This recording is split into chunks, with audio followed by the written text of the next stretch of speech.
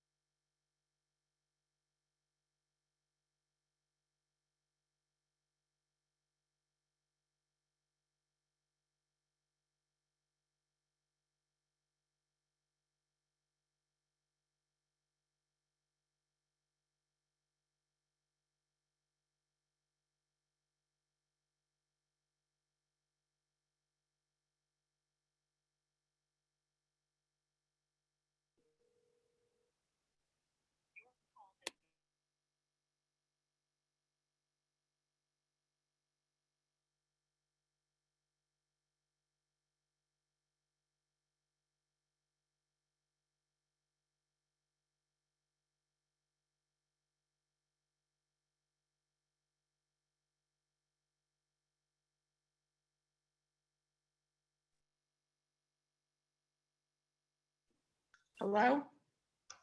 Hello?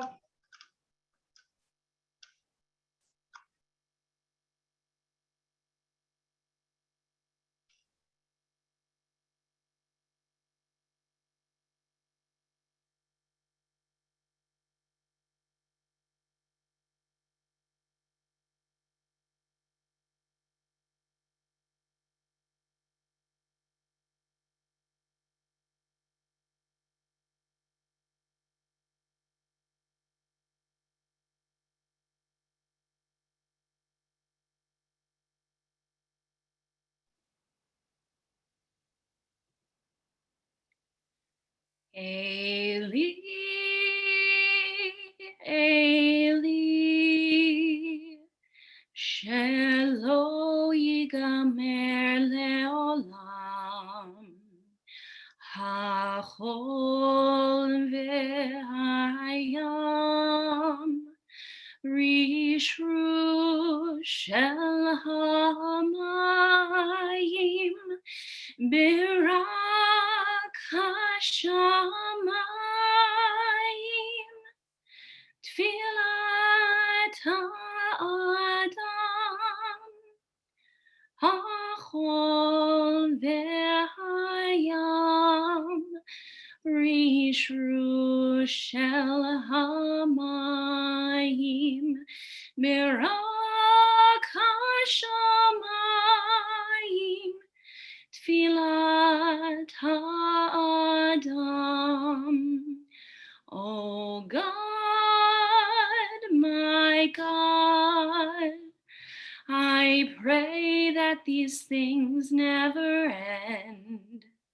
The sand and the sea, the rush of the waters, the crash of the heavens, the prayer of the heart, the sand and the sea, the rush of the waters, the crash of the heavens, the prayer of the heart.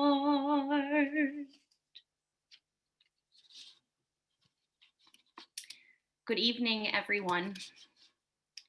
We are here together in sadness to mourn Sarah's passing. And we are also here gathered in gratitude for the many ways that Sarah touched each one of our lives with her big smile, her love of life, and her deep sense of compassion. My name is Rabbi Ali Klein. I am one of the clergy at Temple Sherry Tefillo Israel here in South Orange.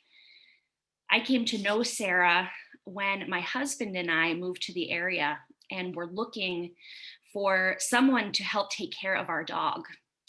And everyone we spoke to said, call Sarah Goddard. We did. And over several years, I was so lucky to get to know Sarah through the lens of the loving care that she provided to our dog, Louie, a care that we quickly learned extended to all creatures and as well to the people around her, which is why there are so many of you here this evening, 106 households here to remember her. If you knew Sarah, you knew that family stood at the center of her life, and her parents, Roger and Victoria, were the most important people in Sarah's life. But Sarah's love was also as boundless as her energy, and her circles of loved ones extended readily to her late grandparents, Yvette and Jacques, to her dear relatives, Elbio, Liliana, Paula, Brad, and her beloved Anna, as well as to her uncle Robert, to her birth family, Frank, Pam, Portia, and Chanel, to sweet Skylar, her dog, and to her many, many friends. Sarah was smart and open-hearted and really a caregiver to her core. Her heart was was big and open and led her to hold a deep sense of empathy and connection to those in need, whether it was a kid riding a horse for the very first time or for the runt of the litter, proverbially and literally. We will have the privilege in just a little while of hearing loving words about Sarah from those who knew her best. So for now, though, I would be remiss not to acknowledge that while we, of course, celebrate Sarah's life today, we are also here in a deep mourning for a beautiful soul who is gone far, far before her time. When an important person in our love dies, it brings up a wide range of emotions, but so much more so when someone we love dies at a young age. The heavy weight of dreams unfulfilled can be unbearable. In her 32 years, Sarah accomplished so much and loved so many, but she also deserved more time. This isn't how it's supposed to be. This is not the natural order of things. And so we're here tonight to hold one another, even at a distance, as we are collectively working to accept a reality that is not fair and not just and not how things should be. There are no words that any of us can say tonight, myself included, that will lessen the pain of this loss. But there is strength in coming together, and we'll honor Sarah's memory by sharing stories, by laughing and crying, by shaking our fists and crying out at a universe in which horrible things happen to good people. And we'll seek comfort in tradition, in community, and in the source of life. In the chaos of loss, we ground ourselves in the words of ancient tradition. The words of the Psalms remind us that we are not alone in our sorrow. Psalm 23 is a cherished text about journeying through a dark place, through a deep valley. The psalmist writes in Hebrew, Gam ki elech begeit salmavet, lo ira ra ki ata imadi. Even though I walk through the valley of the shadow of death, I fear no evil, for you are with me. The loss of someone we love is like entering a dark valley, cut off from the light of life. No road of life for any of us can possibly detour around the valley, but all of us must sooner or later walk through the shadow of death. But the psalmist chose the symbol of a valley, not a pit, to describe this experience because a valley is open on both sides. When we enter into it, we are not to make it our permanent dwelling place. Rather, after we've lingered in the valley for a while, for some just a short while, and some for what feels like a lifetime, we have to keep walking through and out the other side. Sarah's death plunges us into this valley of despair, but the memories that we hold of her will help us traverse the valley of grief and in time emerge once again to the bright sunshine of normal living. I will chant these ancient words in Hebrew and then invite you to recite the English you see on your screens along with me.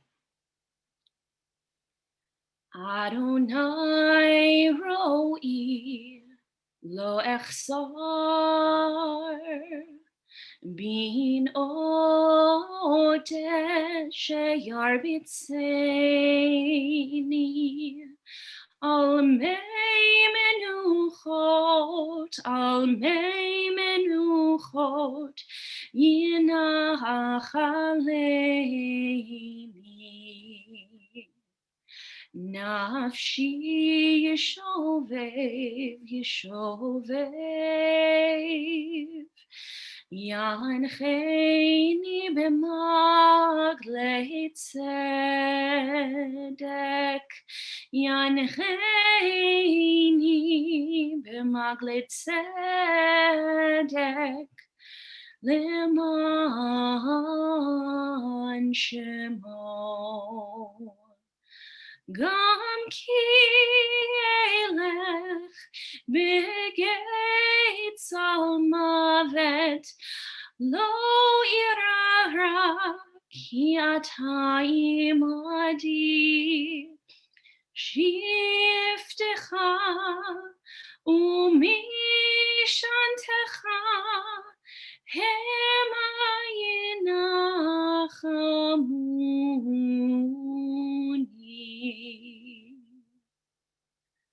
תערוך לפניי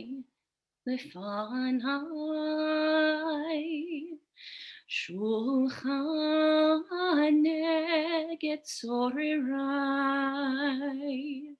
דשנת ושמן ראשי, כוסי רוויה. אך טוב וחסד ירדפוני, כל ימי חיי, כל ימי חיי, ושבתי בבית אדוני לאורך ימים.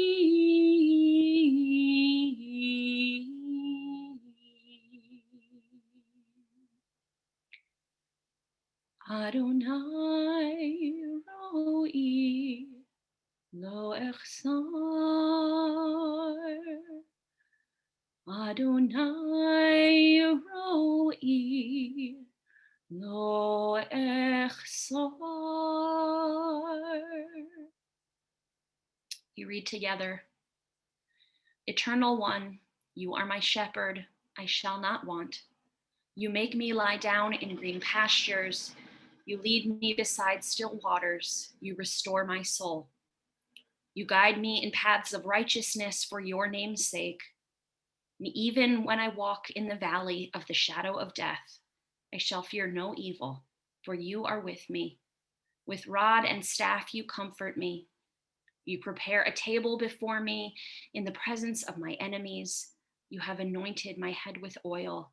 My cup overflows. Surely goodness and mercy shall follow me all the days of my life, and I shall dwell in your house forever.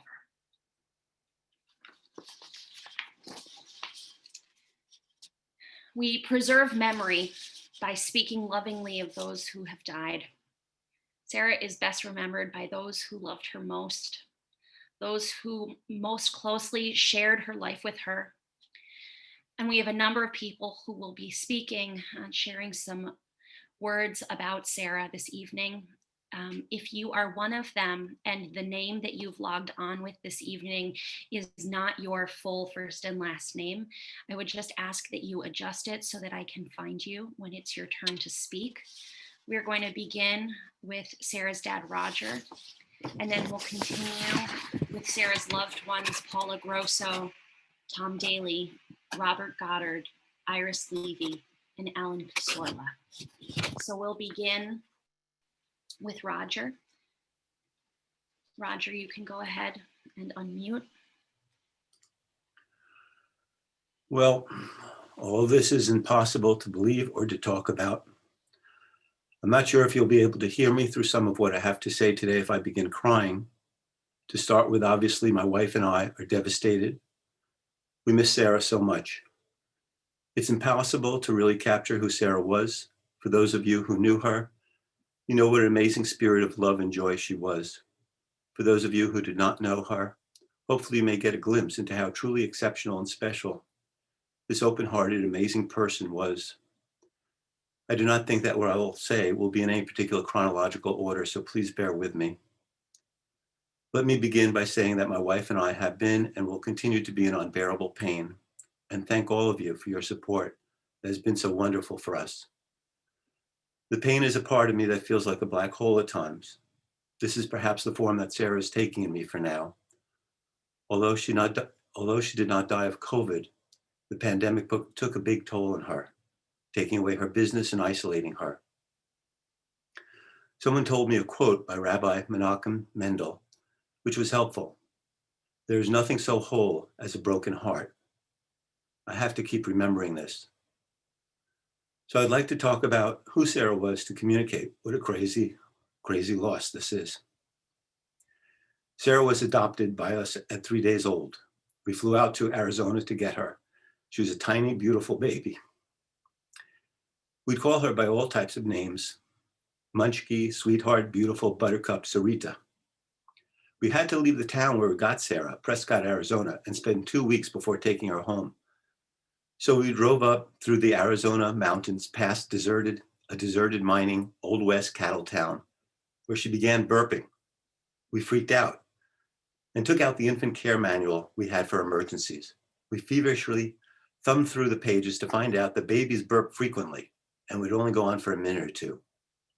In the first 2 weeks of her life, she saw the Grand Canyon, painted deserts, red rock Sedona, blue sky horizons, and many Indian lands. She was a special child from the start. We were living in Greenwich Village, and by 2, she had a fondness for all types of seafood and specialties, especially clams, and our weekly visits to eat in Chinatown. The first couple of years was in our apartment in the West Village, with a terrace overlooking the Hudson and daily sunsets in view of downtown Manhattan. She'd be fascinated on the terrace, looking at the world around her. She must have gained her love of nature from being out on the balcony watching birds, planes, sunsets, and city views. We moved to South Orange when she was 2. From the earliest days, she developed an incredible sense of humor. She'd say the most outrageous, comical, and teasing things. She was a daredevil when it came to physical challenges in the playgrounds and in nature that we immersed her in. She thrived in investigating animals, insects, stones, rocks, and everything in the natural world. She was precious, soft, sweet, caring, and gentle as a child.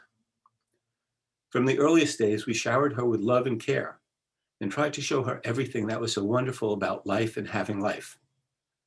We wanted her to really love and appreciate the world, nature, culture, art, music, cities, animals, and life. Like her parents, she became a real life lover. We showered her with love, which poured out of us because she was so lovable, happy, and special. She excelled as a child at so many things. It was like she was an adult or a wise soul in a child's body who came out with the most amazing thoughts and ideas. Her sense of humor was dry, very witty, and cutting to the essence of things, people, and life reflections. She was a natural at sports and exercise. I remember her first soccer game when she was 7 years old. She scored the only 4 goals of the team herself. I ran up to her at the end of the game and grabbed her and swung her around. Boy, did she love to be hugged, touched, and held. She was a very physical person. She excelled at sports as a child. As a high school freshman, she was number 2 on her tennis team, but tennis was not her thing, that was my thing. She loved soccer, softball, and ice hockey. She would always take the most daring positions that either no one wanted or guaranteed to be at the center of a win or a loss. She would play many positions, but came to be goalie in both soccer and ice hockey. She was catcher in softball. She had nerves of steel and would do anything for her teams. She went to the University of Vermont, where she studied pre-vet, but majored and received her BS in animal science and equine genetics. She would always say that it's harder to do animal science in pre-vet than med school because you had to know and learn everything about all different types of animals, not just the human kind. She knew her stuff. Whenever I would have any type of medical or health issue, I would ask her about it, and like a doctor, she could diagnose, help, and recommend. She took fantastic care of me. When we were all surprised 4 years ago that I had to undergo quadruple heart surgery. She redid our house to set me up downstairs with a hospital bed that she rented. She created an entire healing center environment with Buddhas, candles, and all things needed for me to heal and recover. She so loved horses from a very early age, an expensive sport. She learned to ride English and was a great rider. She, of course, always wanted her own horse, but being too costly to purchase and upkeep, we did not buy her a horse. Sarah was headstrong, however, and if she put her mind to something, she would always do it and make it happen. So when she was about 17 years old, behind our backs, without our knowing, she saved up her money and bought herself a horse. I think it was about a year later that my wife and I found out about her owning a horse. Eventually, on the quiet, she bought a second horse. She tended to her horses and others like children. You have to have a special sensitivity for the tenderness and love that horses need. Sarah was basically a horse whisperer. She could approach and gain the trust of any horse. When Sarah lived with us, she always had families of animals, dogs, cats, hamsters, birds, mice, gerbils, you name it, living in our house. And outside, taking care of raccoons, cats, deer, and all other types of animals in our backyard. A significant moment in her life was her first week in college at the University of Vermont. The moment she visited UVM, she fell in love with it and wanted to go there. It was 6 hours away, and Sarah was not used to being so far from us, but she craved the nature and the animal science and pre-vet program there. 1 week into her college, we got a phone call. We got a phone call from her at 2 a.m. She told us that there were 2 girls who just called her saying that they were her sisters. Sarah was always told and knew that she was adopted from her earliest years. She was always shown pictures of our time in Arizona. However, a week into college, her 2 birth sisters had waited until she was 18 to track her down on MySpace, which was the Facebook of its time, and then contacted her. It was at first a shock to her, but she came to love and connect with her 2 birth sisters, her birth father and birth mother, Portia, Chanel, Frank, and Pam. She went out to visit and see them several times. I was so touched when, after Sarah's death, one of her birth sisters, Portia, sent me photos and videos of her getting her lower arm tattooed with a Miranda Lambert logo of angel wings with the dates of Sarah's birth and death, an angel halo, and Sarah written in large script letters. What a beautiful, everlasting tribute. She was always the most precious, curious, happy, engaging child. I received a love of travel from my father. So from early on, the 3 of us, my wife, Sarah, and I would travel a lot. We traveled to Vermont, upstate New York, camping, DC, the beach, Block Island, Long Island, Cape Cod, Puerto Rico. We also visited Uruguay, South America, to show her where her mom, Victoria, grew up. But we soon traveled all over Europe, including Spain, Italy, Ireland, France, Portugal, and Greece. Boy, did she love Greece. She delighted in the nature, deep blue, green, clear sea, hikes, food, swimming, and purity of the elements on the non-touristed islands we visited. On a 120-foot sailboat tour in Greece, when she was 9 years old, after settling into our small cabin, we lost her and looked all over the ship. Finally, we found her with an ear-to-ear smile on her face.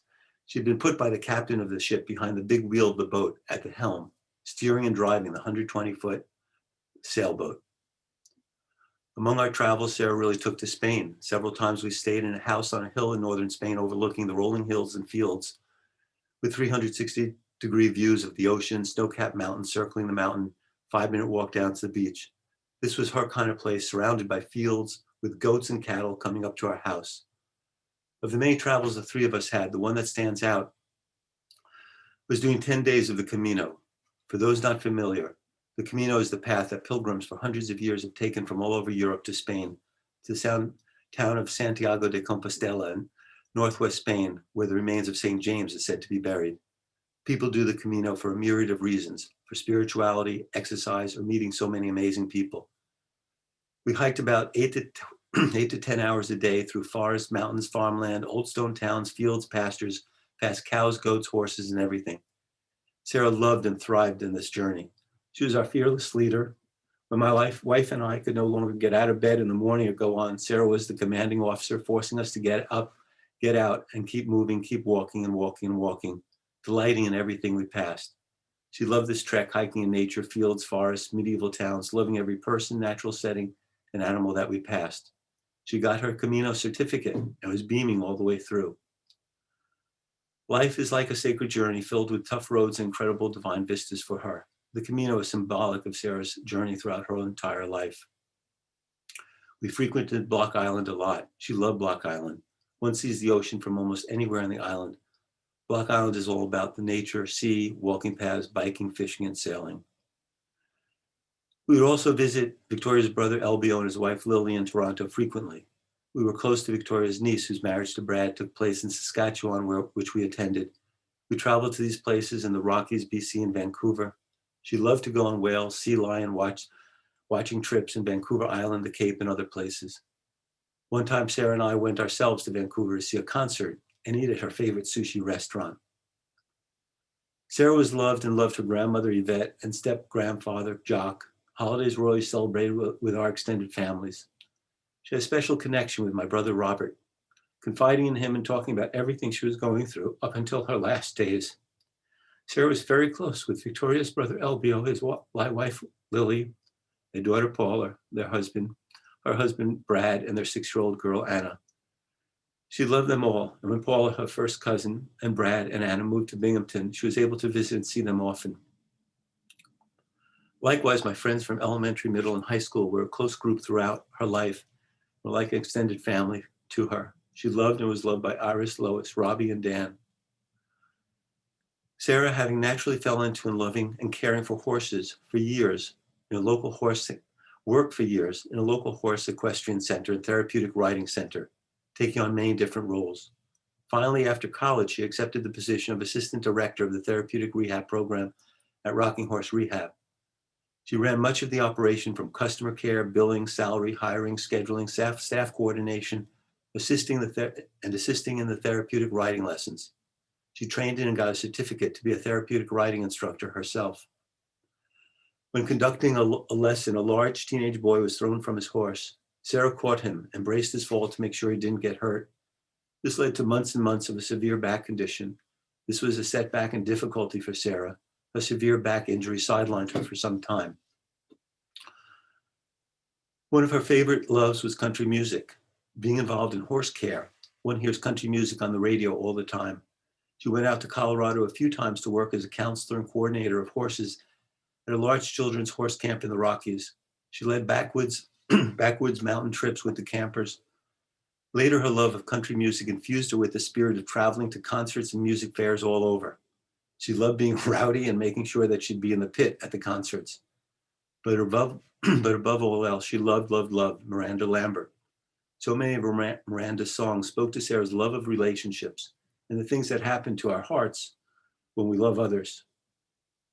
She excelled at understanding and caring for others and animals. She took to animals so intensely. It seemed that she knew and connected with the soul of animals, always finding the ones most in pain to soothe, love, help, take care of, or adopt.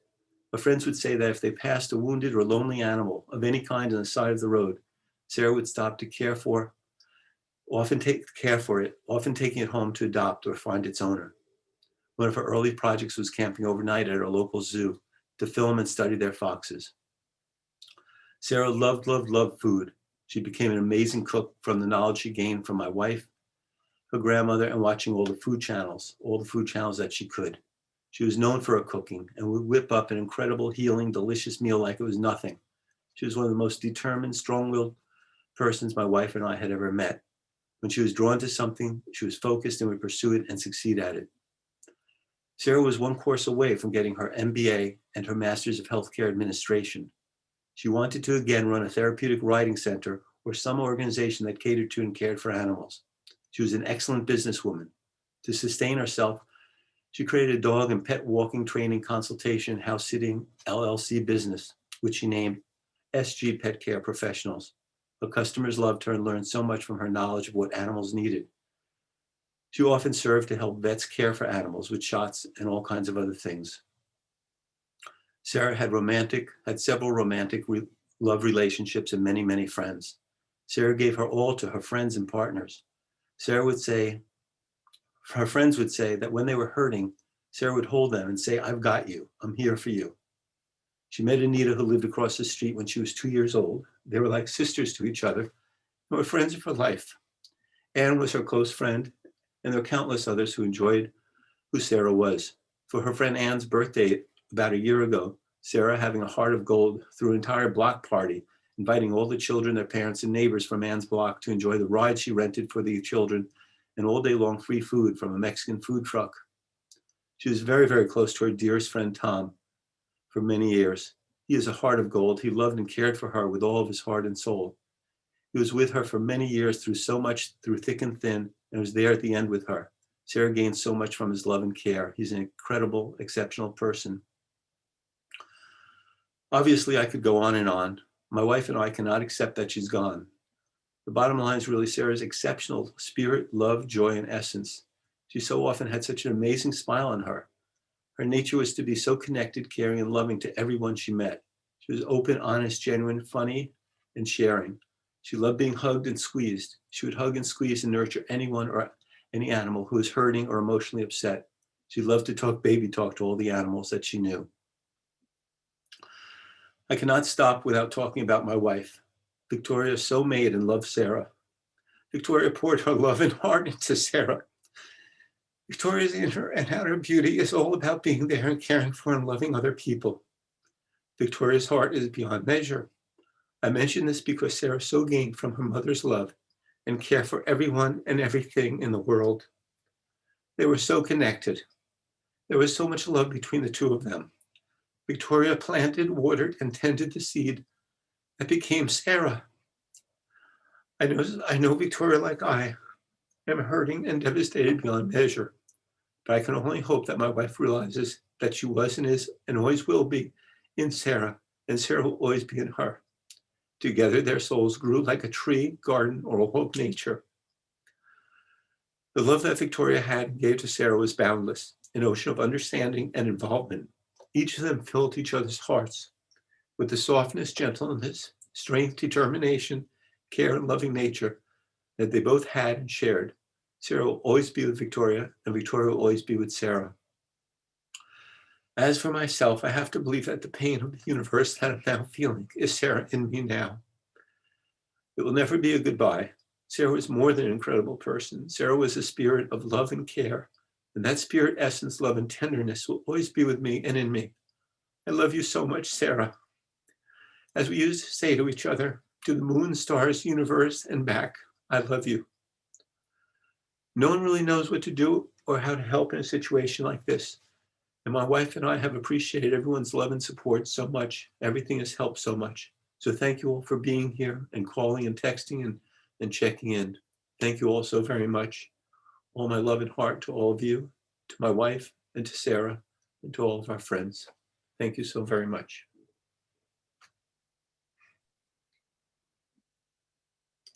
Thank you, Roger.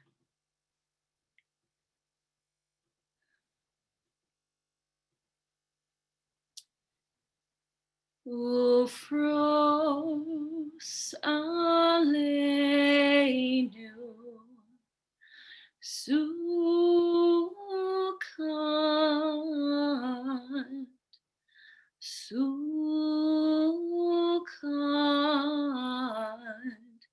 shalom spread the shelter of your peace,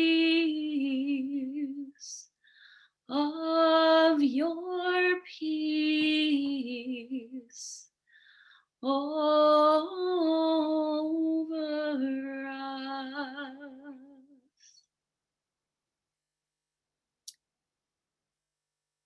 I invite Paula Grosso to share some words.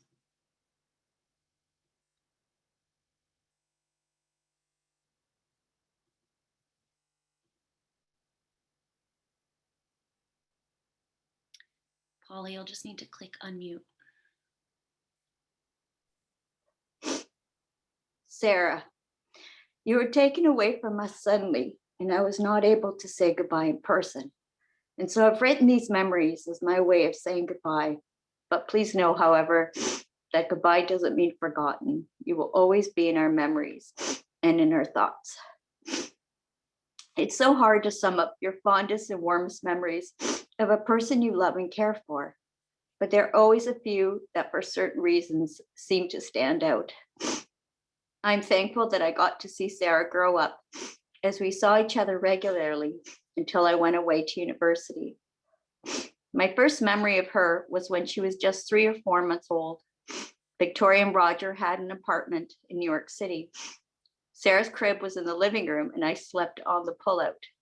That first morning, I was woken to the sounds of giggling and laughing and a little person shaking the bars, like saying, "Hey, let's go, the sun's up." Yes, she has always been an early riser. When I think of Sarah, I will always remember her laugh and her big warm smile. She really was such a happy kid. I will always remember her as also a planner and organizer. Whenever we would visit with Brad and my daughter, we would have these amazing, elaborate, beautiful meals planned and prepared, and every detail of our visit taken care of. That also started from an early age. Another one of my favorite memories is when she must have been about my daughter's age or just a little younger. I was staying up in Roger's old hippie room, and I could hear these little footsteps coming up the stairs, and Victoria saying, "Don't wake her." And Sarah replying, "I just want to look at her." And through the corner of my eye, there she was, hovering above the bed, holding both cats under each of her arms, literally just watching me and waiting for me to get up. Again, like saying, "Let's go, it's morning." And then she would plan our days in great detail. First, we're going to horse around, etc. One year, I believe it was her 6th grade, I was her special show and tell at school. She was so excited to show me around and had our day all planned out.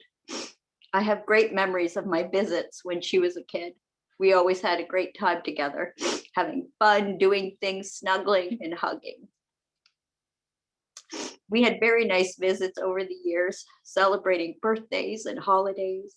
And she even came out to Toronto with my Aunt Victoria, and my husband and I were able to show her all our favorite places there.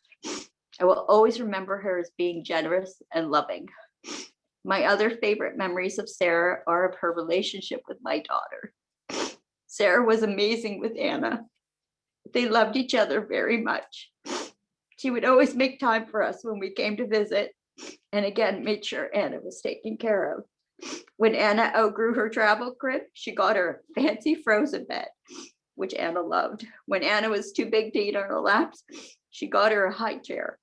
She thought of every detail to make sure that Anna felt at home and had everything she needed at their house. She spoiled Anna with toys, gifts, and of course, lots of love and lots of attention. And Anna loved spending time with Sarah. When Sarah was around, it was only Sarah who could bathe her, Sarah who could play with her and change her, and read to her, put her to bed. And those memories remind me of just how much family meant to her. Sarah, we will always make sure that Anna remembers you and that special bond that you shared. My last favorite memory was recent, when Sarah and Victoria came to Binghamton with their new dog, Skylar. Our dogs literally played all day long, like over 12 hours. And we went on hikes, and Anna and Sarah played and snuggled, and we had a bonfire and a really beautiful visit that I will always remember. Sarah had unbounding love and affection for those that mattered to her. Sarah, you will always be in our hearts, our thoughts and memories.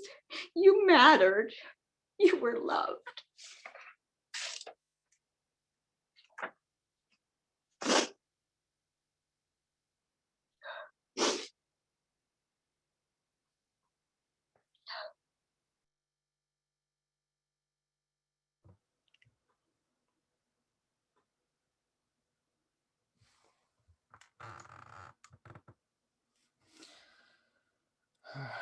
All right, let's see if I can get through this.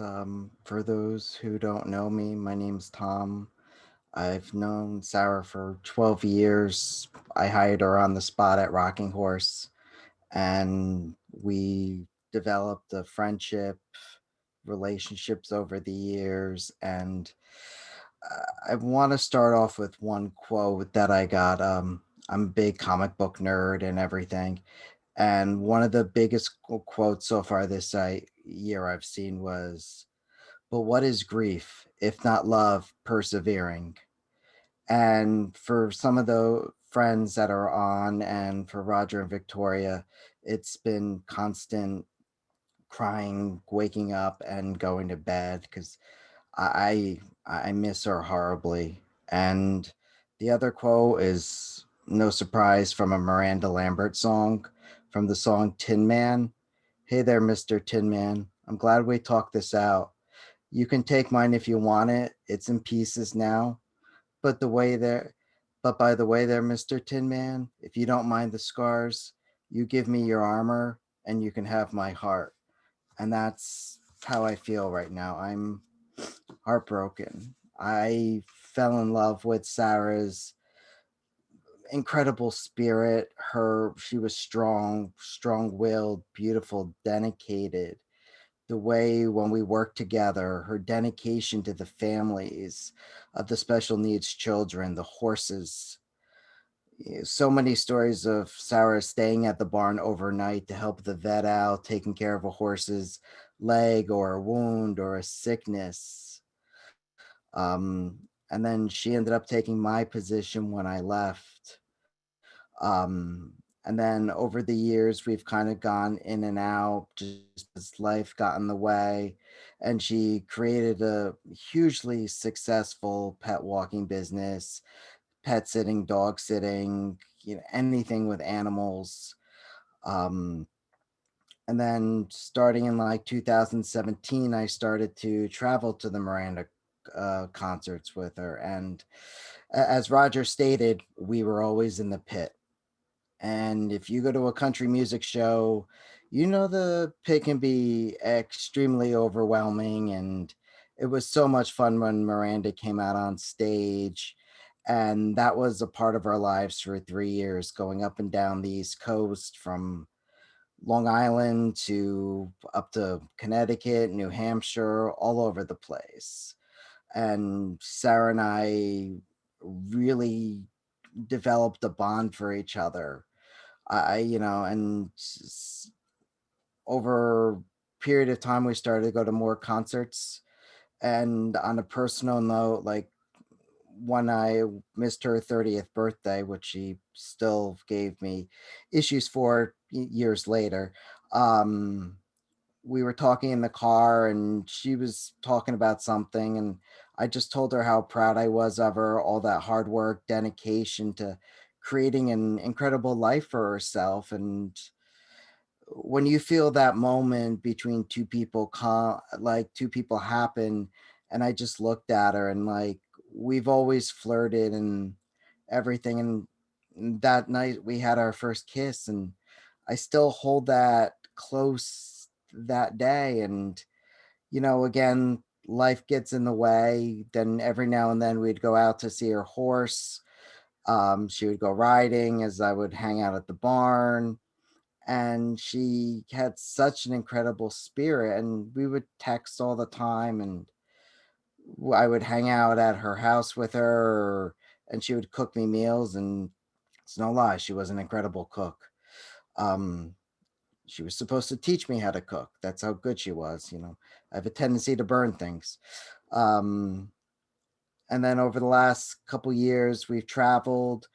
We had a falling out, but about 2 years ago, I made a promise to her that no matter what happens between us, that I would never leave her side, no matter what. And as life went on, we were in and out of touch. And then it was just over the last year, because of COVID, she reached back out to me to see how my mom and I were doing, and we were catching up, and we started hanging out, talking again, seeing each other a lot. And, you know, a lot of us were helping her get through some of her later health issues. And then she started to ask me questions about our future, if I would ever marry her, if I would ever stay by her side. And of course, I said yes. Um, and I would look at the camera, but I'm trying to look down and not lose my concentration and start crying. We were talking about eventual having a family together, and then things just went downhill from there. And those 2 last days at the hospital, I would stand there, hold her hand, talk to her. I told her I wanted her to fight, that she's always come out of her health issues. And I told her how much she meant to me, how much I loved her. And I didn't want to lose her. None of us did. She was hard headed when it came to certain things. And then on Wednesday, the day that she passed, I spent over 3 hours with her, just standing by her side. And I was able to get in touch with two of her close friends, Doreen and Diana. And Diana was like a sister to her. and they had a little bit of a falling out, so I reconnected them. Diana had a chance to talk to Sarah, and I kind of felt like there was a missing piece, and Sarah wouldn't be at rest until they reconnected. And she had that opportunity. Both Diana and Sarah was able to hear her voice, and I would have stayed by Sarah's side, but I she told me it would be okay if I left. I fought it, and I stayed by her side until it came back. And 2 hours later, she left us, but I can still hear her spirit. And if anybody's wondering, she asked me to take care of Skylar and Leggy. Even though she's not here, she's still making me do her work. For us who know her really well, that was common as a joke. And so both animals are going to be well taken care of, and I'm still in the picture. I'll be taking care of them, and they're both going to good homes. And as we said before, we're still all in disbelief. And like Roger, I could go on for hours talking about Sarah, and we'll all help each other get through this. And for all the time and everything, yeah, that's all I have, or else I'll keep rattling. Thank you. Thank you, Paula, and thank you, Tom. Next, we will invite Sarah's uncle, Robert, to speak.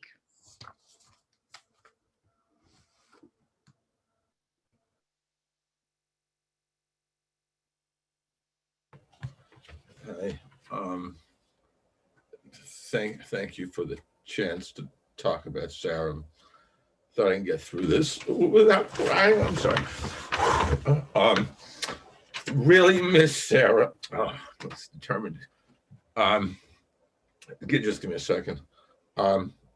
Everything I'm hearing is just so loving. Listening to Roger talk. I mean, I know this, but listening is, and then listening to Tom, and this is just so special. I'll try to, I like both of them. I can go on forever, but I'll try to just be brief. Well, I just can't believe I'm here to talk about Sarah with her having passed away. Oh, excuse me.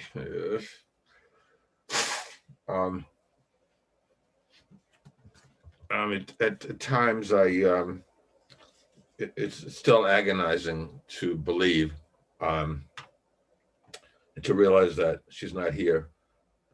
And when I look at the incredible pictures of her, her energy, her love, her passions just exude from her being.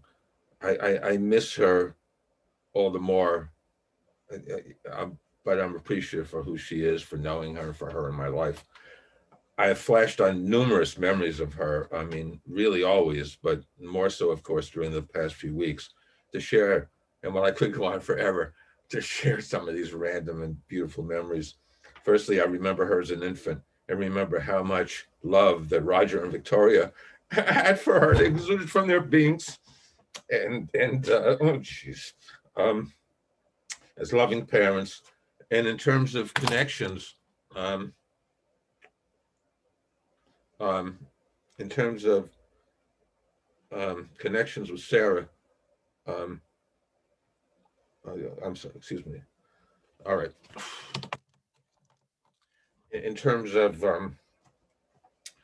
connections with Sarah, I remember playing with her during this time when she was an infant. And, at least one time Roger saying, I think, to Victoria, look at how she connects with and enjoys Robert, which I so resonated with because I experienced this heartfelt connection with her.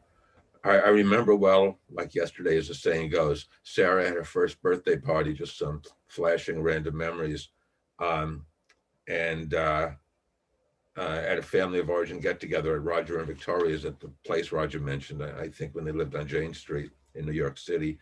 Sarah energetically pushed her stroller. Even then she was energetic, her stroller, of course, and the simple love and passion in the room with her energy. I remember well with her as a toddler, and even before being a toddler, my walking around with her many times, looking in the mirror and saying, not very original, but who's that?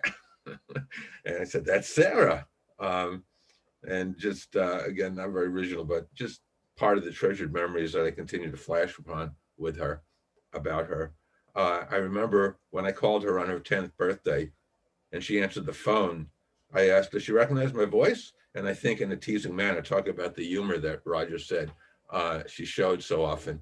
In a teasing manner, she said, maybe Robert? And I said, yeah. And I remember her periodic and spontaneous dancing at family get-togethers, a family get-together or two, just expressing what I saw and felt as her joy. And then dinners at their home in New Jersey with Sarah as an adult, enjoying how much she had talent, pride, and love with her cooking, as Tom mentioned. She was a great cook, and Roger mentioned. And Sarah as an adult, enjoying how much talent and pride she had in her cooking. And then speaking with her as an adult, at times more frequently than at other times, I so poignantly and clearly remember conversations with her. Her energy, her love, her being was such a constant expression of her clear feelings and passion about life and about what is in her world. And then, oh my goodness, her love for animals. I mean, it's been said, but oh, her love for animals is just touching and not to be believed. It says it all. I remember her sharing how her animals, would recognize her, a cat or whatever, and have a special toy that they bring that they'd only bring to her. Very special. So just the touching connections of watching her with her animals was so real, tangible, and just heartwarming to watch. It was incredible. I mean, I can see her right now. And then more recently, seeing and hearing about the deep love for her dog, Skylar, and her horse, Leggy. Special love, just beyond words. Wow. And how cool I got to meet Skylar on Zoom. Thank goodness for Zoom, to see the special bond between them. And then the clear connection and love for her love for and with her friends. So vibrant when I see pictures of her with friends. The love among she and her friends almost literally jumps off the picture. And then reading some of the incredible and loving posts during the past few weeks from her friends and from all who knew her is beyond words, intense, poignant, and wonderful. And then hearing specifics from Sarah of her special love and connections with others, including her grand tour with Porsche and Chanel, and very cool writings that Porsche and Chanel have, but her grand tour with Porsche and Chanel to see Miranda Lambert in concert, many concerts, really cool. Her love for Miranda is just incredible, of how, and her love for music, of Sarah's love for music. And just hearing Sarah share about her passions about this and the trip to visit them, and just the plethora of other connections in her life is just so cool. And then her incredible special bond with Tom, and with Anne, connections which all speak to Sarah's deep love. And as I think of Sarah and all these memories, I reflect on what feels to me like the wonderful and special bond that I felt towards her, and that I know she felt towards me as well. I gotta read it. Wonderful and loving memories I have from her being in my life.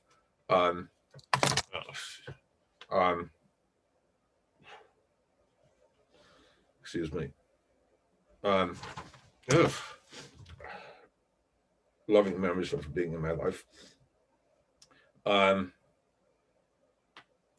And I know she has moved on to the next larger part of her journey, larger journey of her soul, her being, her essence.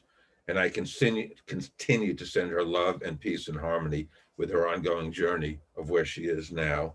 So I do feel truly blessed to have had her in my life as a niece for the past 12 years.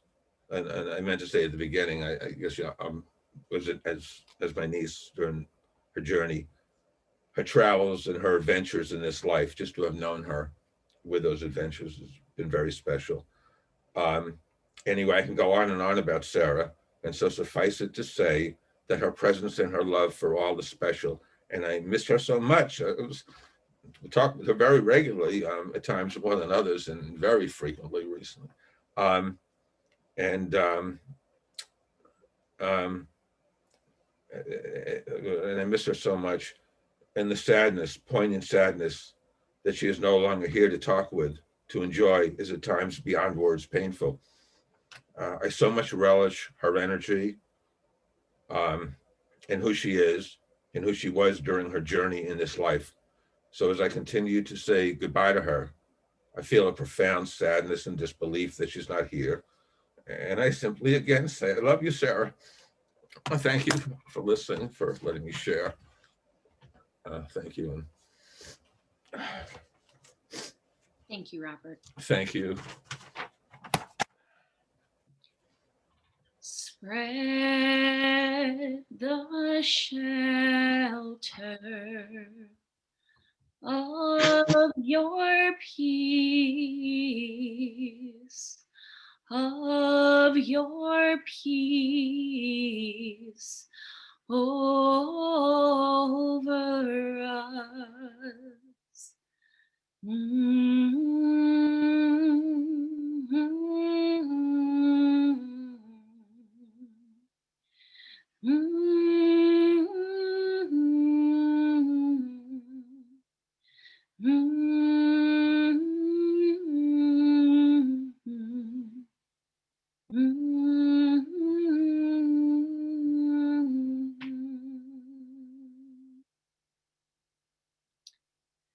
Our final two speakers this evening will be Iris Levy and Alan Casorla.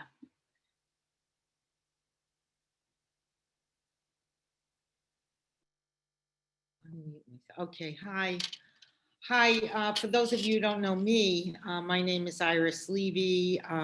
Roger is one of my oldest friends dating back to junior high school. And I am going to echo some of the words of others. I also cannot believe that we're here doing this today. 32 years ago, I was at Roger's and Victoria's apartment on Jane Street in the West Village with my ex-husband, Alan. And we were having cocktails and admiring the gorgeous view from their balcony high up above the city. And it seemed that nothing could make the evening more perfect. But I was wrong. The phone rang and Roger answered it, and then he shushed us all. And he was on for quite a while. And I'm thinking, you know, what could be so important to disturb this lovely evening we were having together? And when Roger hung up, he let us know that the adoption of the baby they've been hoping for come through. So we had a lot to celebrate that night. And then this little miracle arrived soon after that. A beautiful baby girl, and they named her Sarah.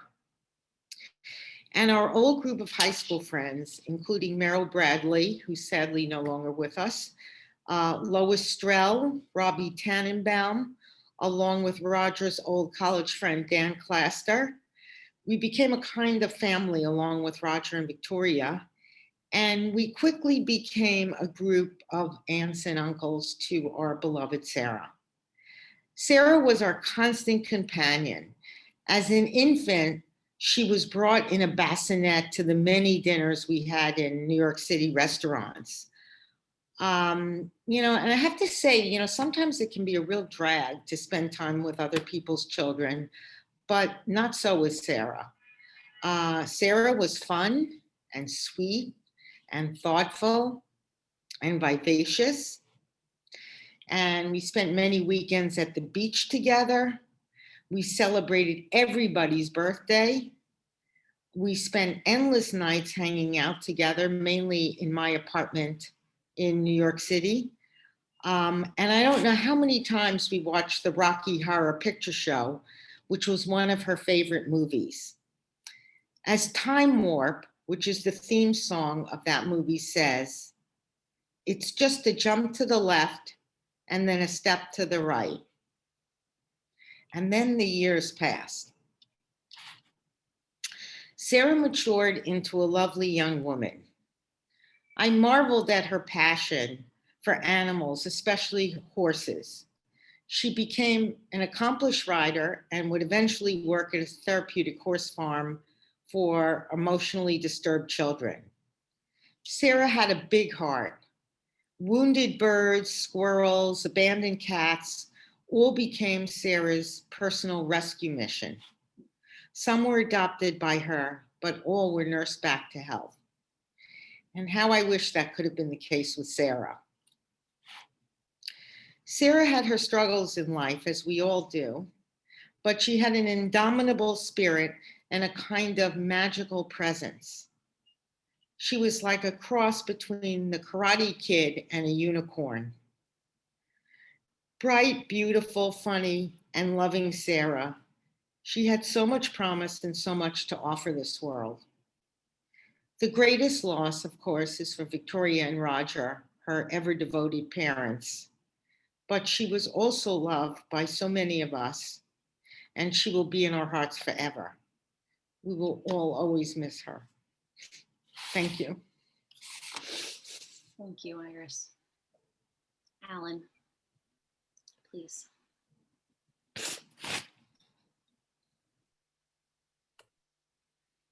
Hi. Chris and I have known Roger and Victoria for a very, very long time, and Sarah since her birth. I met Roger during our orientation to the clinical psych program at City College some 41 years ago. An orientation I almost missed because I overslept and just barely got there. And Victoria joined us in the program just a few years after that. And we've been fast friends for the last many years. And part of that friendship extended to spending a great deal of time with each other's families and children. We spent many Seders together. We spent a number of Hanukkahs together. We vacationed together in the Hamptons, in Connecticut, on Cape Cod. And most notably, when Chris and I had a house in Vermont, Roger and Victoria and Sarah were frequent visitors. And in thinking through what particular memory I wanted to share today, I found myself thinking about one of their visits to us in Vermont. Sarah was a very gentle spirit, whose essence I think is reflected in this memory I have. They were all visiting us, and Hannah, our daughter, was around 2.5 years old or so, and Sarah was about 3.5. And Hannah had lost one of her treasured possessions, a pink pacifier that she was particularly attached to. And she was distraught. Also, Hannah had a very little frustration tolerance, and was vehement in voicing her displeasure when that threshold was met. So she was pitching a freaking fit because of this pacifier. Sarah, in a most pure and genuine way, attempted to comfort her. But Hannah would have none of it. Sarah's expression of empathy really emanated from her essence, rather than a learned response environmentally shaped through the guidance or insistence of attentive parents. Unable to console Hannah, Sarah initiated a search of the entire house for the lost Binky, delaying Roger and Sarah's departure for home by at least a half an hour. That scene is always reflected to me Sarah's essence, a big heart and a kind, empathic spirit.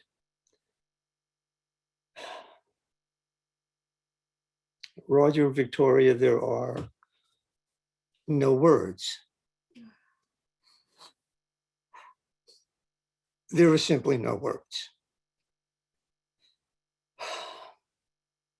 So I'll fall back on the traditional expression of condolence in the face of unbearable loss that Jews have exchanged for time immemorial. Hamakom yenakem etekem bitok sha'ar avile tizion v'Yerushalayim. May God comfort and console you in your grief among the mourners of Zion and Jerusalem. Our heart breaks.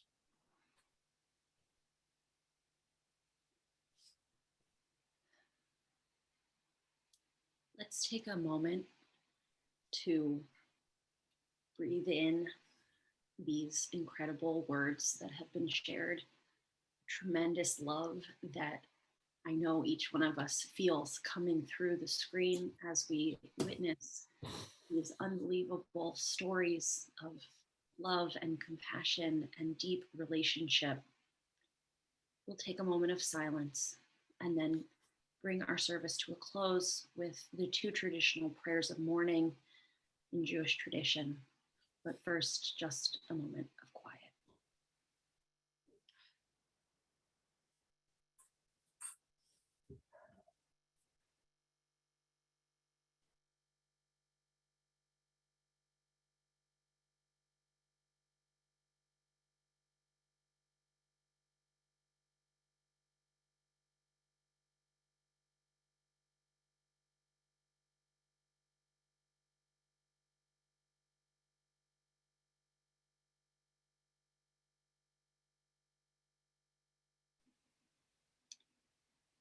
Rabbi Sandy Reagans once taught that mourning is the price that we pay for having the courage to love someone. Even in our grief, he wrote, we know that the wonder of human life is too complex and too magnificent to be memorialized only in endless pain. The gifts of spirit that Sarah gave each of us cannot be measured or weighed, nor can it be lost or even tarnished by time.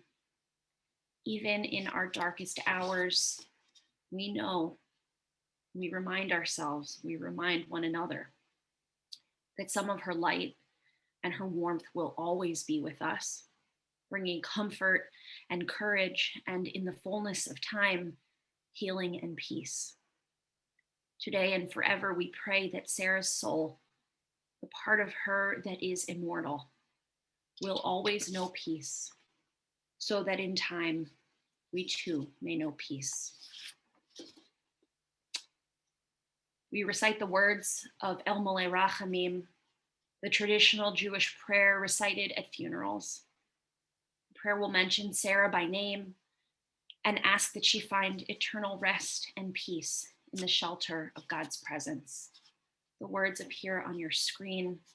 I'll chant them in Hebrew and then invite you to join me in the English. El Moleh Rachamim, Shochein Bamromim, Hamtzei Menucha Nechona, Tachat Kanfei HaShechina, Im Kedoshim Utehorim, Kizohar Harakia, Mazhirim, Et Nishmat Sarah Yakirenu Shalcha Leolama Harachamim Yastireha Beseter Knafav Leolamim Vitzror Hachayim et Nishmata Adonai Hu Nachalata V'tanuach b'shalom al mishkava v'nomar Amen. Please join me.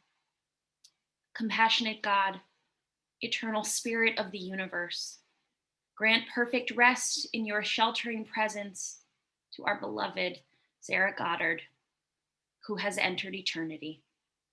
Source of mercy, let her find refuge in the shadow of your wings, and let her soul be bound up in the bond of everlasting life.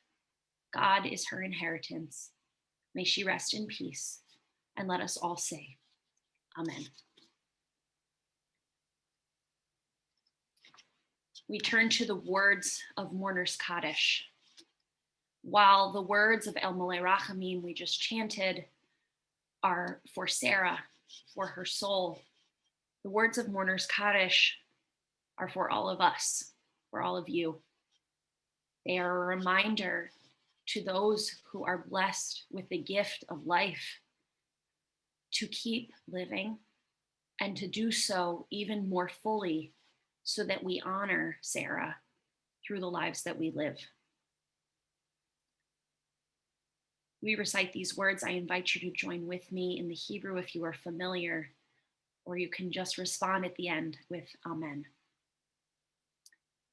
Yikadal v'yitkadash shemei Rabbah, ve'alma divrach yeruteh v'yamlich malchuteh, v'chayechon uv'yomechon uv'chaye dechol beit Yisrael, ba'agala uv'izman kariv v'imru. Amen. Yehei shemei Rabbah mevorach leolam u'olmei almaya. Yitbarach v'yishtabach v'yitpa'ar v'yitromam v'yitnaseh. V'yit hadar, v'yit aleh, v'yit halal, shemei dekudisha, brichu. Le'ela min kol birchata v'shirata, tushbechata v'nechemata, damiran be'alma v'imru, amen. Yehei shlama rabba min shemaya, v'chayim aleinu ve'al kol Yisrael, v'imru, amen. Oseh shalom b'imromav, hu ya'aseh shalom aleinu, ve'al kol Yisrael ve'al kol yoshvei tevel, v'imru, amen. May the source of peace and harmony, wholeness on high, bring peace to us, to all who mourn, and to Sarah. May she rest in peace.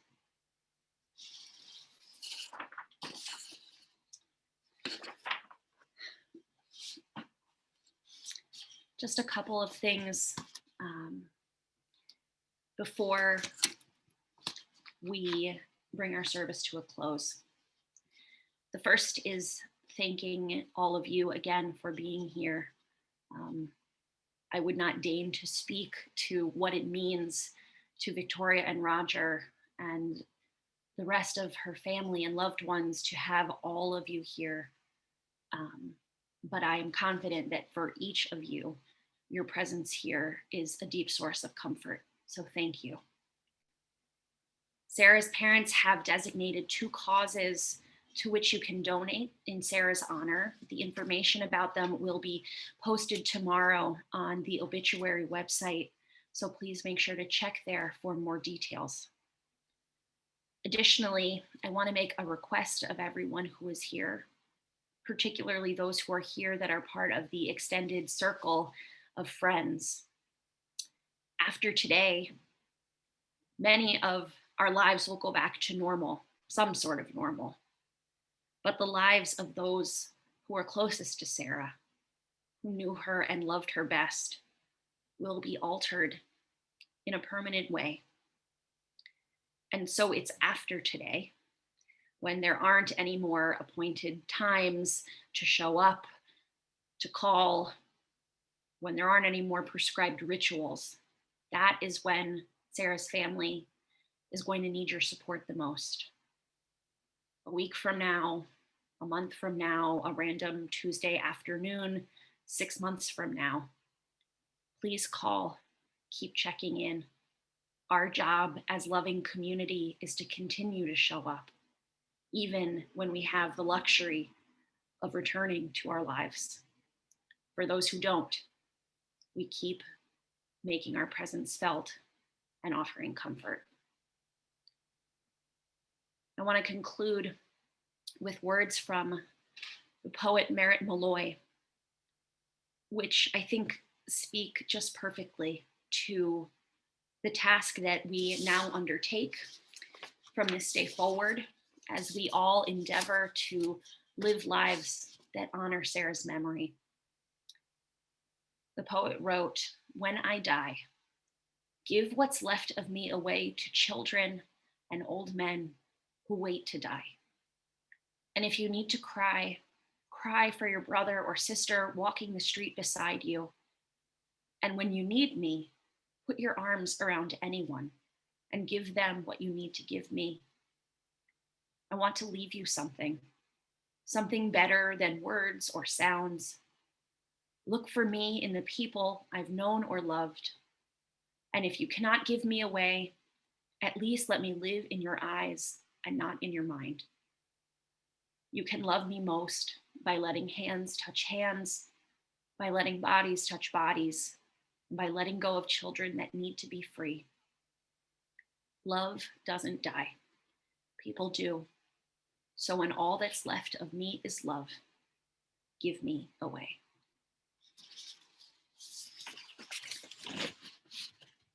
As each of our lives take steps forward after this day, we can all bring honor to Sarah's memory by sharing the compassion, the humor, the determination, and more than anything, the love that so many of you spoke about this evening. And as so many of you said, you could go on forever. There is so much more to share. There is so much life that Sarah lived in her 32 years, and continuing to tell those stories, continuing to laugh and cry together. That's how we keep her memory alive. That's how we honor the very soul that she carried. And most of all, when we give her love to others, a part of her lives on. May we all go forth in peace to life, and may Sarah's memory be an abiding blessing to each one of you, to which we all say, Amen. Thank you again, everyone, for being here. Please keep checking in, and please know that with every story that you recount, with every dog you see on the street and reach down to pet, with every call that you make to share the love that Sarah gave you with someone else, you are honoring her in the most loving way. And that is the very best that we can do. Victoria and Roger, we are all holding you right now. And know that this community will continue to show up for you. Her memory is a blessing. Thank you all. Have a good evening.